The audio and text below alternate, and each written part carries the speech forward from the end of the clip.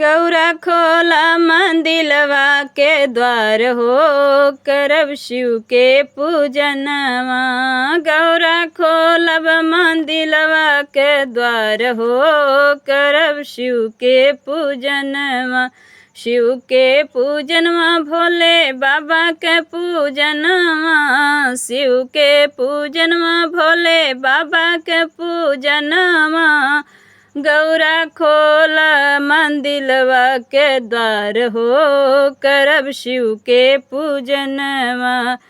अचरा में मंगब वरदान हो, करब शिव के पूजनवा।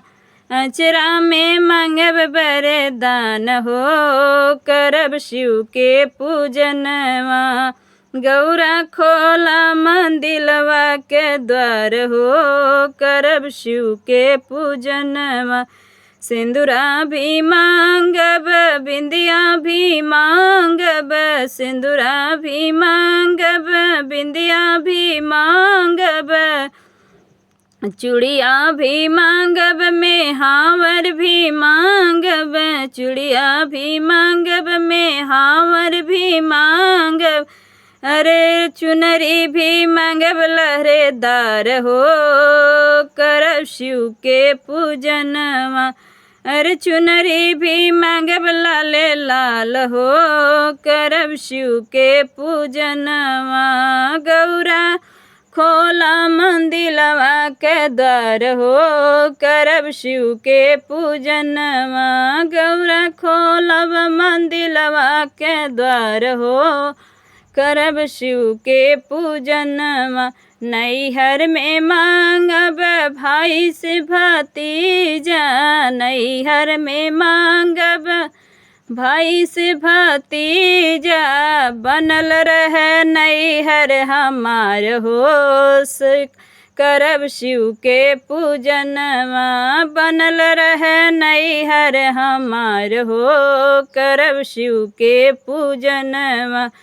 गौरा खोला मंदिलवा के द्वार हो, करब शिव के पूजनवा। गौरा खोला मंदिलवा के द्वार हो, करब शिव के पूजनवा। अन धन मांगब मांगब लक्ष्मी, अन धन मांगब मांगब लक्ष्मी।